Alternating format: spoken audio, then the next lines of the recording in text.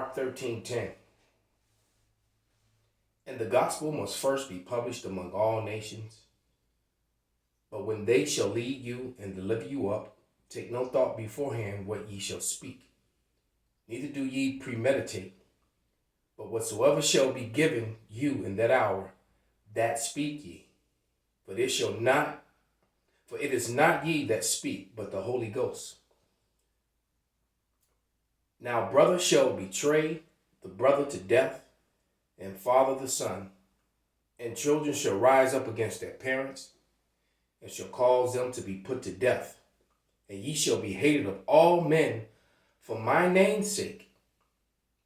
But he that shall endure until the end, the same shall be saved. But when ye shall see the abomination of desolation spoken of by Daniel the prophet, standing where it ought not, let him that readeth understand, then let them that be in Judea flee to the mountains. Call halal Yahweh B'Shem Shai B'Hashem B'Kaha Kodash. Double honors unto the apostles, double honors unto the elder bishops, salutations to all my fellow laborers doing this work in truth and sincerity, risking their lives and their freedom to do so, now more so than ever. To the scattered elect that are scattered around the four corners of the earth, that be like unto the speckled bird, the Israelite foreigners among the heathens that look like the heathens, and to the Yakwath that are listening and learning, to you I say Shalom. This is your brother Malcolm from the branch of the Great Millstone here in Chicago, coming at you another lesson in truth. And what I just read was the testimony of Mark of the words of Yahweh Shai, of these days that are at hand. And this gospel that has been taught, is the gospel that the world was waiting for. And now that this gospel has been taught, look at the condition of the earth and the things and the events that are happening in the earth. All right. The false doctrine of God loves everybody and Jesus love, that's been taught for over 500 plus years. And the world was not close to the end. Now everyone agrees, even people who don't really believe in God or the Bible believe that we're close to the end. Okay, so I'm going to play a bit of a video that one of the elder brothers, Mike Ayala, sent me in the Chicago camp. I think it's Saturday or Friday night, right before the Passover, I believe he sent it. I've been sitting on it, and I finally got around to it and listened to it today, and decided, you know what, I need to go into this and make this today's lesson. And you know, when you a man of the Lord, you spend your days. That's a big part of your task in the days, no matter what else you got going on. You're trying to figure out how you're going to fit in edification, you know, and do the work of Yahweh B'Shem Shai, you know.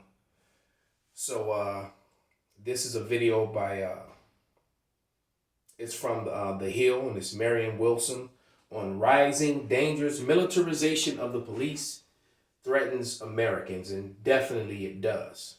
So without any further ado, we're gonna play maybe about 5 or 6 minutes of this video, but let's get to it.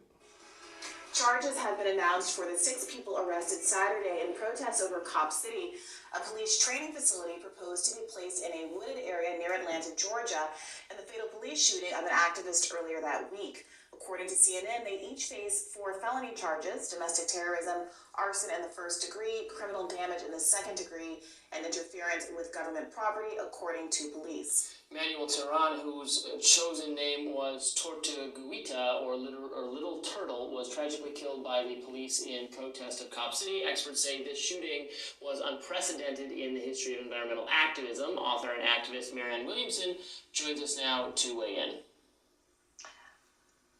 Hi, Marianne. Hi, how are you? Great, thanks for joining us. So how do you feel about the treatment of these protesters? Oh, I think this situation is extremely dangerous. I think it brings up 2 issues that are extremely concerning. First of all, it has to do with the killing of an environmental activist. We've seen these kinds of things happen internationally for years. We know they happen in places like Latin America. It has never happened here before.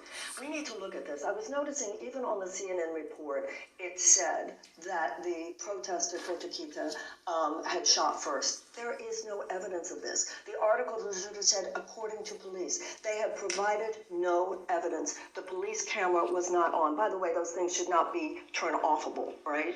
So we don't have evidence. There should be an independent investigation that does not come from the police department over what happened. Everything you hear about this young man makes it very, very difficult to believe that he shot first at a policeman. That's number one. So right now what they're doing is they're trying to criminalize the environmental activists rather than asking ourselves reasonable questions about what happened here.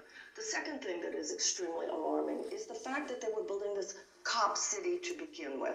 Can we talk about this? So you have 300 acres of forest land, which is very important, not only for the environment. You know, I come from an area of Houston where there were all these terrible floods that were because of overdevelopment. So you need things like this forest land, okay? And when the announcement was made that this cop city was going to be built, there was huge argument against it from the people in that community and throughout Atlanta. What are we doing building a $90 million cop city? This is not the Army. This is not the military. Who do we need? They said it's for to boost police morale and to help with recruitment. Can we all be adults enough to realize we have some problems as it is? We need to talk about legitimate police reform. Hey, look, when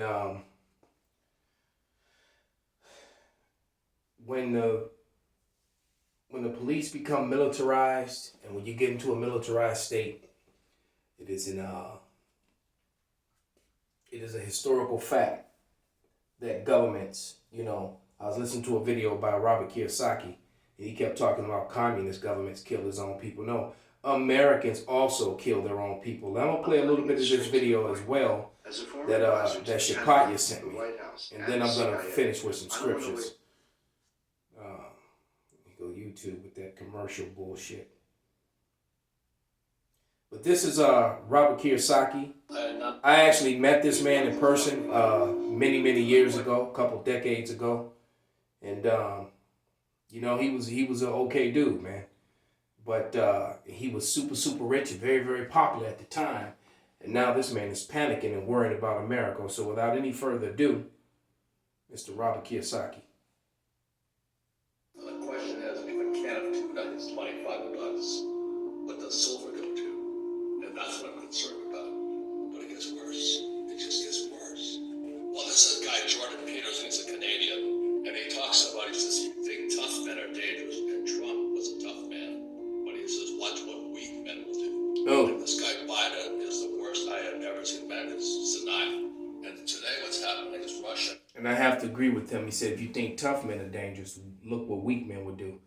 Look at the the founding fathers of America. You know, the men who were raping and pillaging, you know, taking the land from my people. They did it very coward-like. You know, the night raids, the wait for the braves to leave, to wait for the men to leave, chemical warfare. You know, giving us disease, attacking us with disease. I mean, hell, they created the Gatling gun just for us. All right, and then, you know, and they did very cowardly things. And today what's happening is Russia and China are now ganging up on the U.S. It's really a dangerous world right now. It's getting worse. I was a bit optimistic, but now we have the weakest, most corrupt government. You know, what happened to Hunter Biden's laptop? If the FBI uses his laptop, there's something really sick inside this country. And so that's kind of what I gauge all my macroeconomics on is, where is Hunter Biden? What I found when it comes to law enforcement, they only enforce things that to their benefit. Anything that will shame the current administration or will force them to make changes or give power back to the people, they will ignore that. So it is beyond obvious that your current sitting president, not only has he done weird things with children and his own daughter, who's given the testimony of it, but the things that he and his son has done business-wise, and the evidences that were washed under the rug and just swept to the back burner like they didn't happen, like it didn't exist, like you could just unsee all that. Well, it's a true testament of the true nature of Esau, Edom, the so-called white man. All right, but let us continue. And so that's kind of what I gauge all my macroeconomics on is where is Hunter Biden's laptop? I mean, how can the FBI lose it? We have no financial education in our schools. That's what I'm concerned about. My biggest concern with Russia and China are ganging up on us. As we all know, America produces nothing anymore. We produce bubbles, just blow air bubbles. So we now have this bubble in real estate and stocks and bonds. And when Biden took the Keystone Pipeline, XL Pipeline off, just wiped us out here. Inflation goes up, and the average American doesn't have $1,000. 40% of Americans don't have $1,000. And so when inflation goes up, we're going to wipe out 50% of the U.S. population. And that is when revolution starts. If and when, and it will come down, the stock market crashes, the 401k, the old guys like me are toast. We don't have a retirement. Our pensions are bust. So what we have are three things: is our treasury is out of control. We lost it. Our entitlements out of control, and now we're at war in the Defense Department. So our debt to GDP is out. So every time, I wish I could have some good news. So that's why I did the tuna cans. So what he doesn't understand that is all good news to us. The pensions, the stock market, everything's about to crash. And like he said, the average American doesn't have $1,000 in the bank. The average American couldn't even come up with $1,000 cash for an emergency situation. More than 50%. People with six figures are living paycheck to paycheck. So as this thing begins to crumble, he's right. The revolutions and riots will come. The destruction, the infighting, right? Because people are going to turn on one another for food, water, and because when people have nothing to eat, they're going to go try and get it from their neighbors. And then it's going to become the survival of the fittest. All right? It's going to become the survival of the fittest. And you best believe you got a lot of former military men and women, mostly men, that will band together to try to protect the neighborhoods that blocks. But the flip side of that, you're going to have more former military who are just well armed but not prepared as far as food and water. They're going to band together and they're going to go take food and water. And by the way, if your daughter, your wife is nice, when they come to take your food and water, they're going to take them as well. So, it's really, we keep warning you that it's going to get real apocalyptic out here. It's going to be real, what's the movie that everyone was watching over these last 5-6 years is The Purge. Those Purge movies are going to come to life and then some. All right, let's go to the scriptures. All right, this is and all this is going to be happening as the drums of war are beating.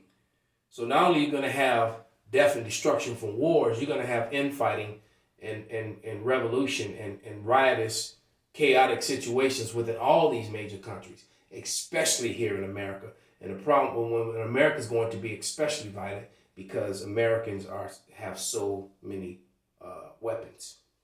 All right, Americans are heavily armed. All right, this is 2 Ezra 15 and 14. You've heard it before, you're going to hear it again. Woe to the world and them that dwell therein, for the sword and their destruction draweth nigh, and one people shall stand up and fight against another, and swords in their hands. And boy, when that oil, he was talking about a can of tuna being $25. All right, when that oil hits that $130 a barrel and upward, all right. Look, people, when it was $100 a barrel, people, you were paying $7-8. What do you think you're going to be paying when it's $130, when it's $170, $180, $200 a barrel, which are very realistic. $130 and up is guaranteed. And let's just go with the $130. You still looking at $11, $12 a gallon of gas. Who's going to be able to afford that? And so that means diesel's going to be even more. So there's going to be no deliveries. All right? And then this is going to happen. 2 Ezra 15:15. For the sword and their destruction draweth nigh, and one people shall stand up and fight against another, and swords in their heads. For there shall be sedition among men, and invading one another, and they shall not regard their kings nor princes. And that's law enforcement. All right. And guess what? A lot of law enforcement are going to be doing this as well. And then you're going to have some law enforcement that turn against the law enforcement that decides to roll with the government. So it's just going to be splits. It's really going to be chaotic. All right. You're going to have military against military, law enforcement against law enforcement. That's the reality of what's about to happen. And you're going to throw in the angry citizens in the middle of that. All right. Verse 16. For there shall be sedition among men, and invading one another, and they shall not regard their kings nor princes, and the course of their actions shall stand in their power. All right. And a man shall desire to go into a city and shall not be able. Why? Well, because you're going to have police cities everywhere. All right. These really mercenary police forces all over the damn place. You know, enforcing their handlers, these New World Order controllers enforcing their laws, the ones who are down with it. All right. And a lot of things, the credit system, that's going to come into play, and everything that's going to lead up to setting it up is you could get put to death, because some of these people who get caught rioting and not necessarily even rioting, because you notice how, like, every time there was a mass disaster or something really bad happened, and you notice, like, when white people go and break a window to get bread and food, they're surviving. But when Jake breaks a window to get bread and food, they're rioters. Nothing's going to change. All right? And the man shall desire to go into a city and shall not be able. Why? Because martial law. Martial law. All right? And a man shall have, verse 18. For because of their pride, the city shall be troubled, and the houses shall be destroyed, and men shall be afraid. And a man shall have no pity upon his neighbor, but shall destroy their houses with the sword and spoil their goods because of the lack of bread and for the great tribulation. All right, so a lot of Americans are going to die at the hands of their fellow Americans looking for bread, water, food, supplies, and women. All right, so with that, I'm going to give all honor, glory, and praises to Yahweh, Bahashem, Yahweh Shai, Bahashem, Rakah HaKodash, Wa Abba Abba Kwam Yasharallah. Stay prayed up.